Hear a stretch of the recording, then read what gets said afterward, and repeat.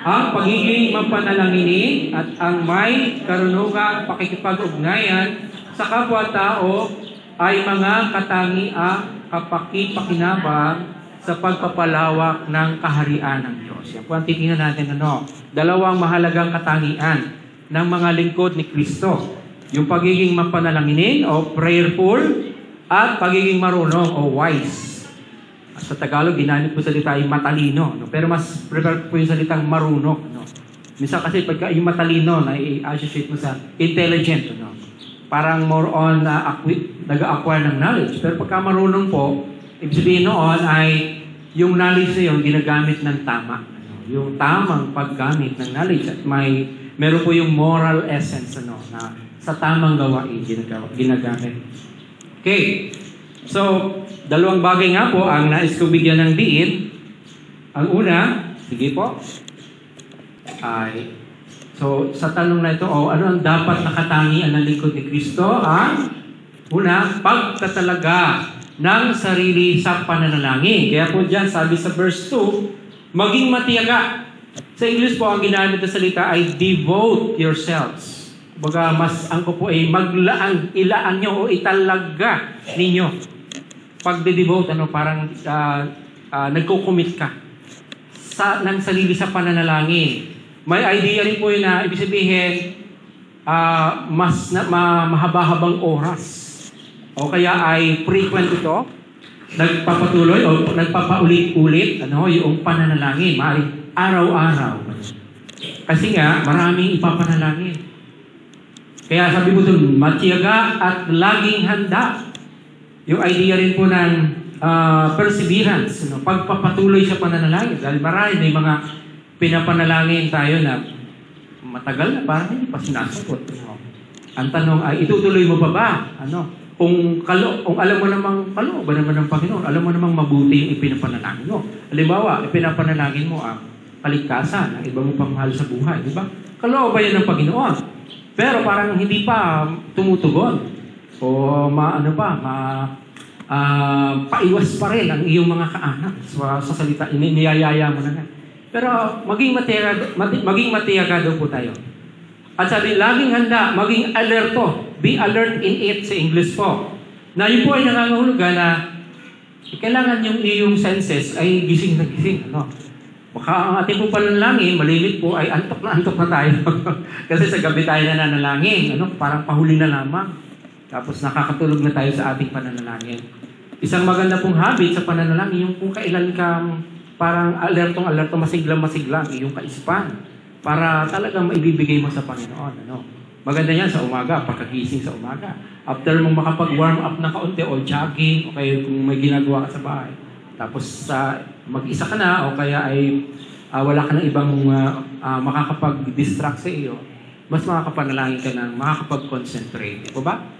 So, binibigyan din po yung pagiging alerto dito kasi marami pong distraction sa ating pananalangin. May magre-ring telepono o kaya cellphone o kaya meron ka pinapanood sa telebisyon. Kailangan po ay nakafocus tayo. Yun po ang tinuturo sa atin ng salita ng Diyos. And then, ang kasunod po niyan, sa diwa ng pasasalamat. Yun, makakatulong po yun na lagi tayong mapagpasalamat sa pananalangin para lagi tayong alerto. Bawat item na pinapanalangin natin may pasasalamat tayo sa Panginoon dahil alam natin na kahit mahirap, yung mga nangyayari ay may ginagawang mabuti ang Diyos. Kaya in everything, give thanks, for it is the will of God. So yun po. And then, may hiniling po si Apostol Pablo na ipanalangin ng mga taga-Colosas. Sabi po niya, ang ganito, idalangin niyo din sa Diyos na bigyan kami ng pagkakataon na maipangaral ang kanyang salita at maipahayag ang hiwaga ni Kristo. Kung titingnan po natin si Apostol Pablo na ito, na kumbaga parang mighty sa kanyang ministry. Pero kailangan din po niyang humiling ng pananalangin.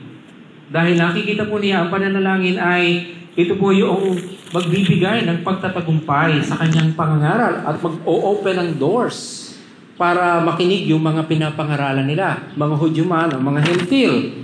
Ganun din po tayo, humihingi tayo ng panalangin. Kaya nga, pagka po tayo ay may mga paglabas, visitation man, adi ipinopost natin para maipag-pray po natin. Pinapanalangin din natin sa prayer meeting. O hinihiling natin sa kapay, panalangin mo naman ako. Dadalawin ko yung aking kaanak. Sana ay maging bukas sila sa Ebanghelyo. Di po ba? Di po yung ating hinihiling. Ganyan din si Apostol Pablo. Kailangan isama ang pagbubukas at matagumpay na pagbabahagi ng Ebanghelyo. Yun po yung dapat natin isama sa mga panalangin natin palagi. Lalo na sa ating panahon po ngayon. Na mas ngayon po ang mga tao ay mas napapalayo ang marami sa Diyos. Dahil na rin ang kultura na pumapasok sa ating bansa sa pamamagitan po ng internet. Ayan po ba yun? Yung influx ng iba't ibang kultura. Tapos ang kulturang yan ay galing halimbawa sa komunista. O kaya sa mga liberal na mga bansa. Na kumbaga ay yung kanilang mga lifestyle ay kahit ano pwede. At samantala tayo po sa Pilipinas ay usually ay konserbatibo po tayo. Di ba? Nadoon yung paggalang ng mga bata sa mga magulang, nagmamano pa. May nagmamano pa ba? Ng mga kabataan ngayon, sa mga matatanda, meron pa naman, kaya lang na. Pero minsan, ang tawag na lang sa mas matanda sa kanya na kapamilya, na lang, sa pangalan na lang. Hindi na nagpopo, o kaya ay hindi na tinatawag ng tito, o kaya ay yung parang paggalang ng mga salita.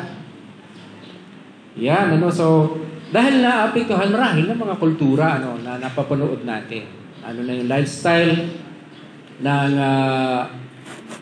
sa mga pelikula na pinakikita. So, maging maingat po tayo doon, ang ipanalangin po natin ay sila ay maging open sa pag-receive ng salita ng Diyos. Maging welcome sa kanila. Pagka po tayo ay magbibisita tuwing Sabado, hindi lang naman po Sabado, yun lang po ang inilaan natin as a church. Pero pag bibisita po ay anytime, na tayo po ay available. Okay? And then, yun, at ito po ay maging maliwanag sa tagapakinig. So kahit po masabihin natin, mapakahusay na ni Apostol Pablo na tagapagsalita. Alam na niya ang gospel. Pero sinasabing kailangan ipanalangin natin maging maliwanag ito doon sa mga tagapakinig. Hindi lamang po dahil sa magaling tayo magsalita, kundi yung pagkilos ng Espiritu Santo sa buhay ng mga tao. At yun po ay sa pananalangin. Nawa ay matanggal yung mga hadlang. Sa amin pong Bible study kagabi, ang pinag-usapan namin yung yung paghasik ng binhi ng katotohanan na napahasik sa iba't ibang uri ng lupa. May sa kalsada, may sa batuhan, meron sa madawag na may mga tinik, at saka may nasa mabuting lupa. Kung ipapanalangin po natin, unti-unting maging mabuting lupa, yung ating mga mahal sa buhay na hindi pa nakakakilala sa Panginoon. At yun po ay sa ating pananalangin at pakikipag-usap sa kanila, unti-unti baka sila ay nababawasan na yung mga bato o nababawasan na yung mga tinik, mga damo, hanggang nagiging umuusbong na yung mas magandang lupa at doon mapapunta yung pong mga binhi ng katotohanan ng ating Panginoon. So yun po. At nangangailangan po ito ng pagtatalaga sa pananalangin. Admittedly ako po, masasabi ko po na hindi po ako talaga mapanalanginin na yung sabihin matagal manalangin. Nananalangin ako pero more on direct to the point. May mga time din po ako naglalaan sa panalangin mahaba-habang oras tapos may listahan ka. Pero may mga nakikita po ako talaga na kapag ka nanalangin o nakakasama, talagang para ka madadala sa panalangin nila na matagal na silang manalangin at daman-daman nila yung pananalangin. At ako po'y natutuwa sa mga kapatiran natin ganun. May mga parang may gift of prayer din, marahil siguro Pero dahil po sa sinasabi na salita ng Diyos, magtalaga tayo, nangangahulugan din po, marahil kailangan nating mag-improve sa hindi lamang sa frequency, kundi sa haba din ng pananalangin natin. At siyempre, kailangan nating planuhin yun para makapaglaan talaga tayo na mahaba-habang oras sa pananalangin, lalo na't maraming concern. Tayo po ay naglalaan tayo ng, nagkaroon din tayo ng dawn prayer, bukod po sa ating regular prayer meeting. Iniisip ko po na bago matapos po ang taong ito, magkaroon tayo ng isang whole day na prayer day Tapos may kasamang fasting. Okay po yun, ano? Sana mas makasama namin kayo, ano?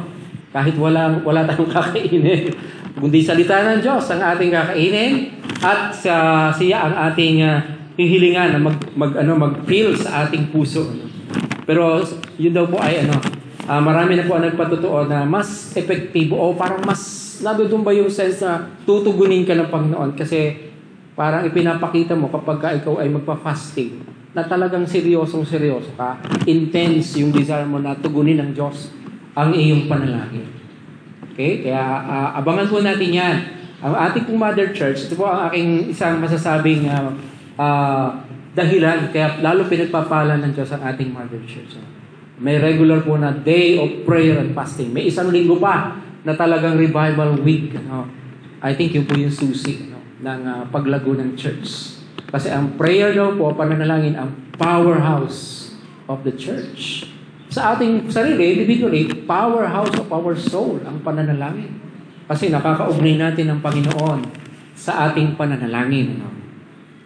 At gayon din, so yun po yung pangalawa naman natin, after tayo magtalaga sa pananalangin, ang pangalawa po ay ang, Jamal, pangalawa nating katangian dapat ay yung pakikitungo ng may karunungan sa mga hindi pa mananampalataya. Yung pagiging wise natin sa pakikipag-ugnayan sa ating kapwa, yun po yung binibigyan din ni Pablo. At naka-base po yan, siyempre nakadepende yan sa ating personal din na time sa Diyos, sa pananalangin, di ba? Para po sa ating pakikipag-ugnayan sa kapwa, parang dadaluyan lang tayo ng blessing ng Diyos. Dahil nag-spend time tayo ng mabuti sa ating Panginoon sa pananalangin. Okay? Sabi po doon, ay maging matalino kayo sa pakikitungo sa mga hindi pa o hindi mananampalataya at samantalahin ninyo ang bawat pagkakataon. So, ibig sabihin, samantalahin. Sinasamantala ang bawat pagkakataon upang makapagbahagi ng salita ng Diyos. Ako ba naniniwala? Yung pagkakataon doon, siyempre yung parang mga opportunity na parang pwede tayong magbahagi ng gospel sa kanila. Lalo na yung darating ng mga panahon, halimbawa sila ay may sakit. Diba? Tapos dadalawin mo sila. Kapitbahay mo. O kayo malungkot, may problemang pinagdaraanan. Pagkakataon po yun para ating ipanalangin sila.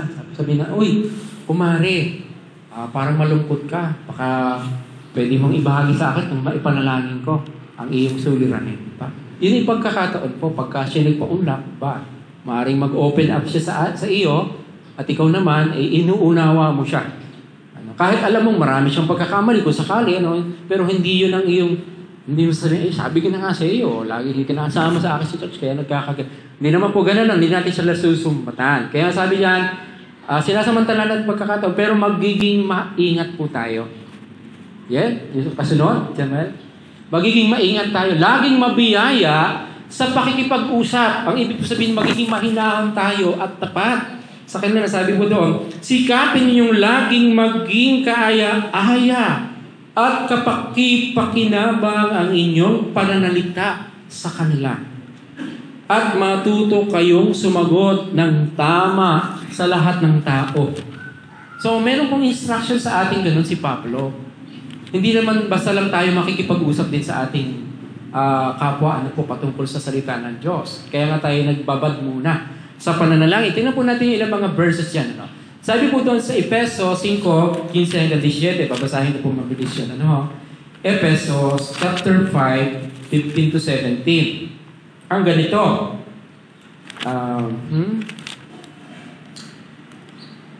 Kaya't mag-ingat kayo kung paano kayo namumuhay. Mamuhay kayong tulad ng matatalino at di tulad ng mga bangmang. Gamitin ninyo ang lubusan para sa mabuti ang bawat pagkakataon. Yung idea po na make every opportunity count. Okay? Sapagkat puno ng kasamaan ng kasalukuyang panahon, huwag kayong maging hangal, sa halip, unawain ninyo kung anong kalooban ng Panginoon. So, doon po rin po, si Pablo din po nagsulat niya na gamitin natin ang bawat pagkakataon. Huwag nating sayangin yung mga pagkakataon na maaring magiging welcome sa ating kapwa ang pakikinig. sa salita ng Diyos. Ganyan din po, sabi naman sa Filipos 4:5, patungkol naman sa yung manner ba ng ating pakikipag-usap. Filipos 4:5, ang ganito. Sabi ni Pablo, huwag kayo, ipadama ninyo sa lahat ang inyong kabutihang loob. Malapit nang dumating ang Panginoon. Sa English po ay ganito ang pagkakasabi, let your gentleness be made known unto all men. So yung idea po ng kahinahunan ay ating maiparanas sa ating kapwa, sa ating kapitbahay, lalo na sa ating mga kasama mismo sa ating bahay na hindi pa mananampalataya. Iwasan po natin yung idea na parang sisisihin sila sa nangyayaring hindi maganda, kundi ilalapit sila sa ating Panginoon. Di po ba? Kahit naman tayo, pagka kinausap tayo tapos at dating sa atin tayo sinusumbatan lamang, sa halip na tayo ay talagang pinapayuhan at inuunawa, ay mahirap po sa ating tanggapin. Pero kung tayo nga, madama natin yung tunay na malasakit, abay mas magiging bukas tayo na makinig sa kanila. Di po ba? Amen po ba doon? At ganyan din po sabi po sa unang Pedro 3:15. Magaganda po yung mga paalala. Si Pedro naman ito. Sabi po ni Pedro ay ganito sa inyo. 3:15. Igalang ninyo si Kristo mula sa inyong puso bilang Panginoon. Lagi kayong maging handang sumagot sa sino mang humihingi ng paliwanag sa inyo tungkol sa pag-asang nasa inyo. Yan, Yun po, lagi daw po tayo maging handa. Lagi tayo maging handang magpaliwanag tungkol sa pag-asa na meron tayo. Yun po, siyempre, matututo tayong magpaliwanag kung tayo nag-aaral din ng salita ng Diyos. O kaya dumadalo tayo sa mga pagsasanay. At maipaliwanag natin sa kanila, bakit tayo may pag-asa? At yun po ay makikita nila sa atin. Kung halimbawa, kahit na tayo nasa kalagitnaan ng maraming problema, pero nakakangiti pa rin tayo. At nakakaawit pa rin tayo ng mga papuring awit sa Panginoon. At sila ay nagtataka. Alam ko, mga may sakit ang mga anak nito. Tapos nawalan pa ng trabaho asawa. Halimbawa, gano'n. Pero laging nakangiti pa rin. Hindi ko makitaan na talagang nagmumukbuk itong aking kapitbahay nito. So pagka nagtanong siya sa iyo, ano ba ang sikreto mo? Ayan. May isasabi natin dahil sa ating pakikipag-isa kay Kristo. Siya ang nagbibigay sa atin ng pag-asa sa kalagitnaan naman ng mga krisis sa ating buhay. So, ganun po yun po yung paalala dito sa Colosas ni Apostol Pablo na mga katangian, napakahalagang katangian. At kung tayo po may mga katangian gano'n, gagamitin po tayo ng ating Panginoon. Tiyak, yung pagiging mapanalanginin at pagiging marunong sa pakikipag-usap sa ating kapwa. Ibig sabihin, dadaloy sa atin ang biyaya ng ating Diyos. Alam niyo po, may isa pong example dyan sa Bible. Yan, alam niyo po ba yung eksena na yan? Yan po yung babaeng Samaritana, sa may balon, na kung saan na-meet niya ang ating Panginoong Jesus, dahil iigib yung babae, ang Panginoong Jesus na doon, gustong uminom. Ay yung mga alagad umalis dahil pumunta muna sa bilihan ng pagkain. Katanghalian tapat niya, kaya mainit. At kaya katanghalian tapat, para wala nang makakasabay sa pag-igib, Saka yung babae po kasi, yung background niya, ayaw niyang may makakasabay kasi baka siya ay ibuli ng mga tao. Dahil siya po ay malungkot ang buhay niya. Nagkaroon siya ng ilang asawa. Tapos yung kasalukuyan niyang kinakasama ay hindi niya tunay na asawa. At yun ang ibinunyag sa kanya ng Panginoong Jesus. Kaya sabi ng babae nito, parang, propeta yata kayo, Ngayon lang tayo nagkita, pero alam niyo ang buhay ko, parang gano'n, Pero, at sa pakikipag-usap pa niya sa Panginoong Jesus, nadama niya yung care ng Panginoong Jesus sa kanya. Yung kahit na siya gano'n, nakikipag-usap sa kanya ang Panginoong Jesus. Sa kultura po nila, bawal makipag-usap sa isang lalaking Hudyo ang isang hindi Hudyo na lalo na Samaritana. So mayroong racial prejudice na tinatawag doon. Pero nadama niya sa Panginoong Jesus yun. So yun po, una, ang Panginoong Jesus nagbigay ng halimbawa sa Kanya, sa kanyang mabuting pakikipag-usap sa Kanya. Eventually, nung dumating ng mga alagad, so umalis na ang babae at napagpala na siya sa kanyang pakikipag-usap sa Panginoong Jesus. Ibinalita niya sa kanyang mga kanayon na hindi kaya ito na ang Mesiyas kasi naghihintay rin sila ng Mesiyas. At nung marinig yung mga tao, pinakinggan niya yung babae, pero pinuntahan nila mismo ang Panginoong Jesus at nag-isa ang Panginoong Jesus. At marami po daw nang naligtas. Dahil ibinalita sa kanila ng babae yung kanyang sinabi ng Panginoong Jesus sa kanya. Ginamit siya ng Panginoon. Pero makikita po natin na nakapag-spend time muna siya sa Panginoong Jesus.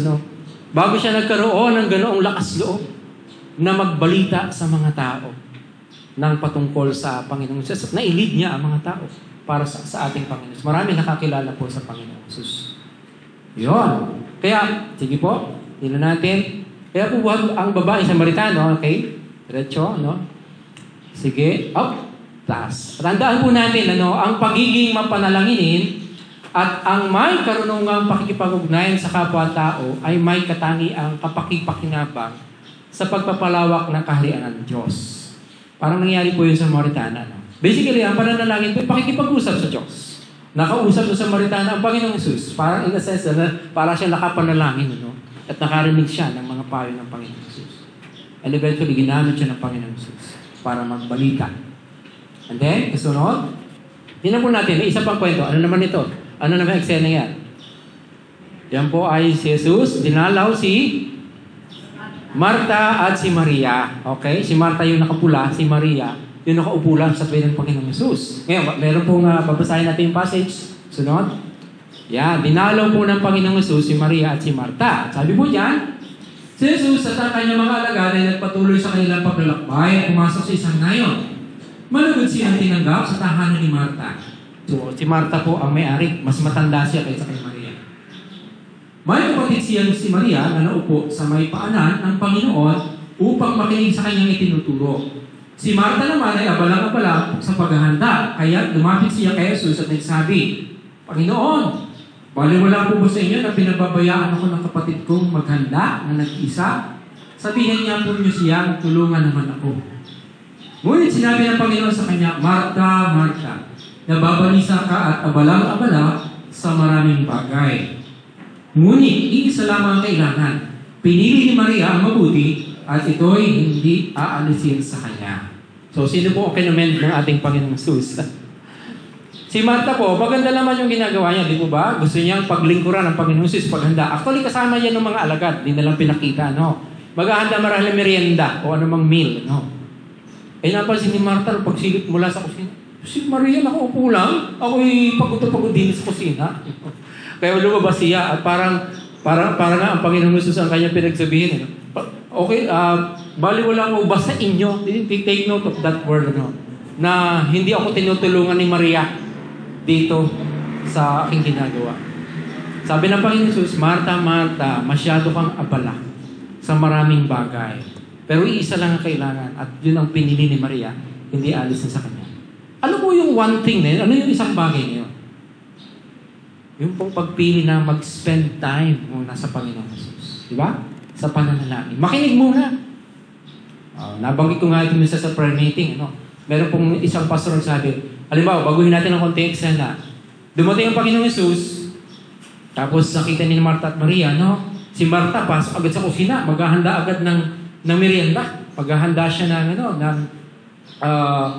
halimbawa, ang ihanda niya ay marihuya.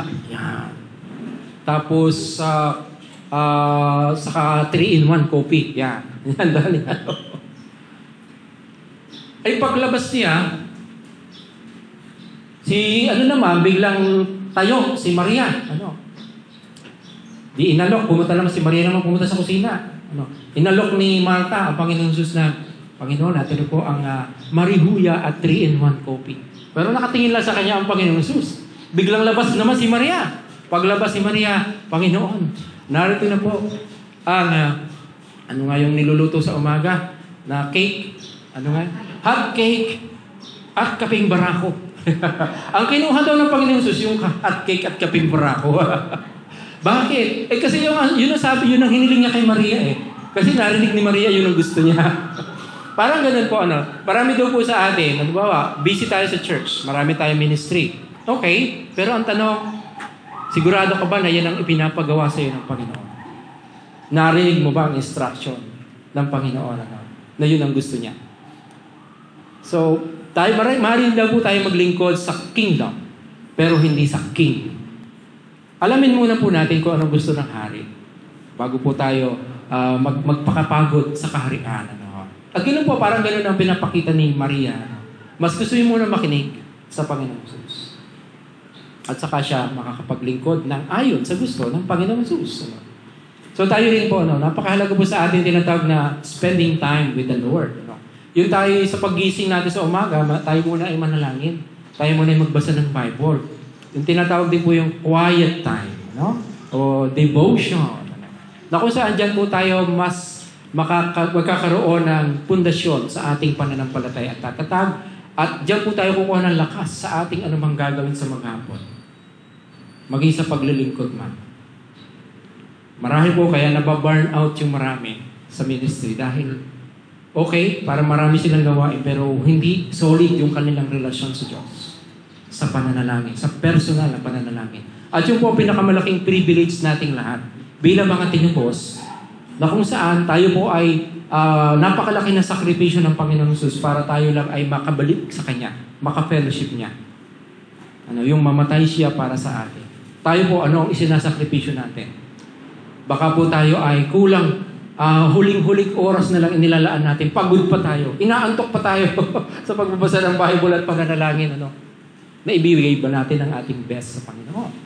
At talaga ba nakakapakinig tayo sa Kanya? Nung po ako ay kabataan pa, nabanggit ko na rin ito sa inyo. Dahil marami akong time noon, wala pang gaano responsibility, commitment. Kaya mas maraming time.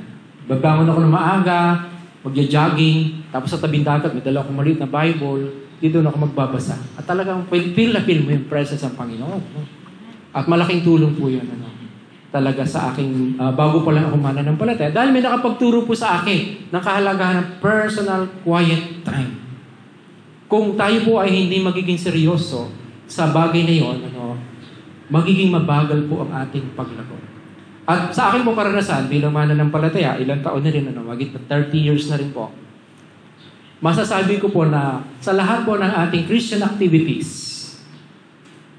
ang ating pong, itong quiet time na tinatawag, personal nating pagbabasa ng Biblia, at personal na pananalangin ang laging i-oppose ng kaaway, ng diablo. Kasi ayaw niya na tayo maging solid sa ating relasyon sa Diyos. Maaaring hayaan niya tayo, maging busy tayo sa mga ministries. Okay lang yan at nababurn out nga tayo. Pero kung hindi naman tayo intact sa ating relasyon kay Kristo, hindi talaga tayo magagamit ng Panginoon na effective. Pero kung tayo po nag-spend time ng pananalangin sa Panginoon, araw-araw po. At yun ang pahunahin natin sa Kanya. Siya ang priority natin sa ating oras. Kahit magsimula po tayo ng 10 to 15 minutes every day, yun po ay matidevelop yung ating paglagong spiritual. Amen po ba mga kapatid? I hope mangusap po sa atin ng Panginoon na hindi po natin ma-miss ang pinakamahalagang time na dapat nating nagugugol sa bawat araw. At walang iba po yun, kagaya sinabi ng Panginoon Jesus, only one thing is needed. Isa lamang ang kailangan. At pinili ni Maria yun, hindi aalisin sa kanya. So, mga kapatid, lahat po tayo ay may ganoong privilege sa ating Panginoon. Ano mang edad natin. Pare-pareho tayo may Bible at makakapanalangin po tayo. Ating pong intentionally na mag-set aside po tayo ng yung talagang exclusive time na yon. Hindi naman ibig sabihin laging ganung oras, pero bawat araw sana meron po tayong ganun. At doon lang din po ako makakaasa ng paglago sa natin as a church. Pagka po marami tayo na talagang seryoso sa ating relasyon sa Diyos. Hindi po sa galing ng pastor o sa galing ng mga leader, kundi sa ating relasyong lumalalim sa Panginoon. Ang kapangyarihan ng Diyos dadalo sa church. Napatunayan na po yun all throughout the history. Na yun po talagang mga malalalim ang relasyon sa ating Panginoon ang ginagamit ng Panginoon at nagiging kapakipakinabang sa Kanyang kaharian. Kaya naman po, siguro, paalala po sa atin na tayo po ay mayroon ako dating binigay po sa inyo na yung Daily Bible Reading Guide. Nagagamit po ba? Balikan niyo po yun. At magbibigay pa ako kung kayo po ay wala. Para matarahan natin ang mga nabasa natin. And then talagang kumustahin natin mga kapatid. Ano may pagpe-pray sa'yo para maisama sa kanila. May isa pong awitin, ito po ako magtatapos, na patungkol po dyan sa pag-spend ng quiet time sa ating Panginoon. Na baka dati mag-spend ka, pero marami ka ng commitments na kalimutan na. Kaya tuloy kumbaga may tagpuan kayo ng Panginoon, ang lagi nadodoon lang, ang Panginoon na lang. Wala ka. Kaya namimiss ka na. O namimiss na tayo ng ating Panginoon. Sige. Okay. Sige, basahin ko muna po pala. Nakalimutan ko meron pa palang pagsusuri at pagsabuhay. Ilang minuto ang nagugugol mo sa pananalangin sa bawat araw? Ano ang nakahahadlang sa iyo para maglaan ng intentional na sandali ng pakikipagniig sa Diyos? Handa mo bang putulin na ang mga hadlang na ito upang maging tunay kang epektibong lingkod ni Kristo at ipanalangin simula ngayon sa loob ng isang linggo na makarinig din ng Ebanghelyo ang iba mo pang kakilala na hindi pa Kristiyano? Pwede mo ba natin i-commit sa Panginoon? Pamula ngayon, magpipray nyo yung mga kakilala nyo na hindi pa mananampalataya. Amen po ba? Amen. Yeah, at imit nyo po ang Panginoon. Imit natin ang Panginoon sa mga ganoong sandali. Okay? Check.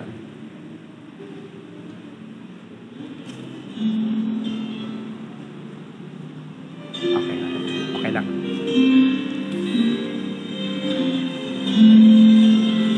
Kanta po ni Larnell Harris. There he was just waiting in our old familiar place, an empty spot beside him where once I used to wait, to be filled with strength and wisdom for the battles of the day.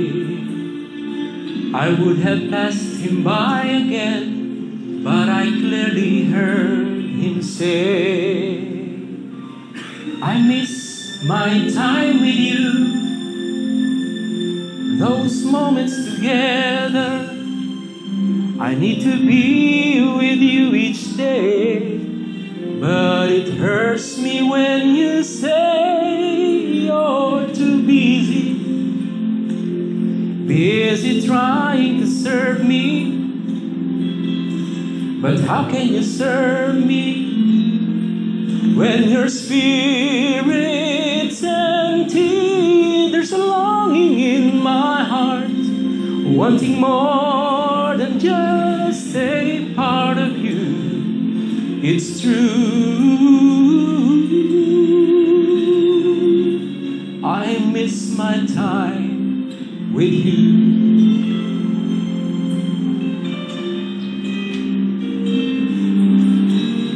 What will I have to offer?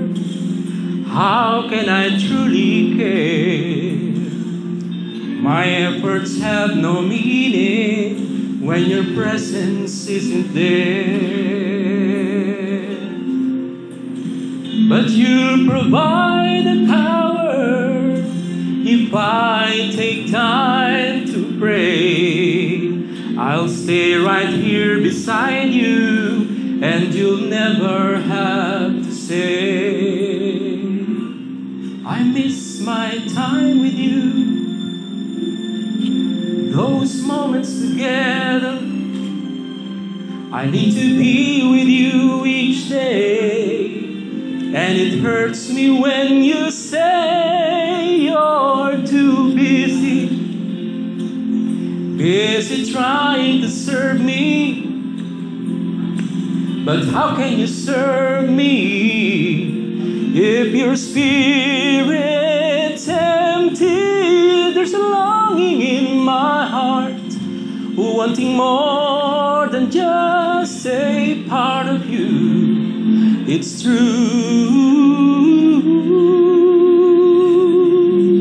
I miss my time with you.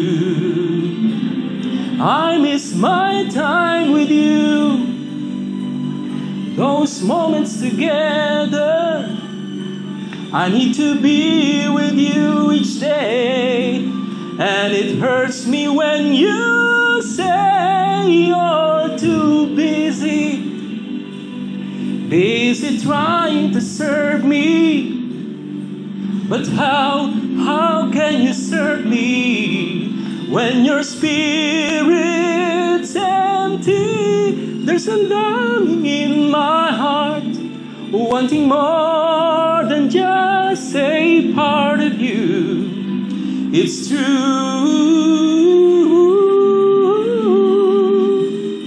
I miss my time with you.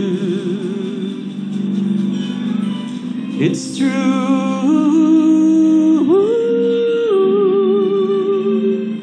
I miss my time with you.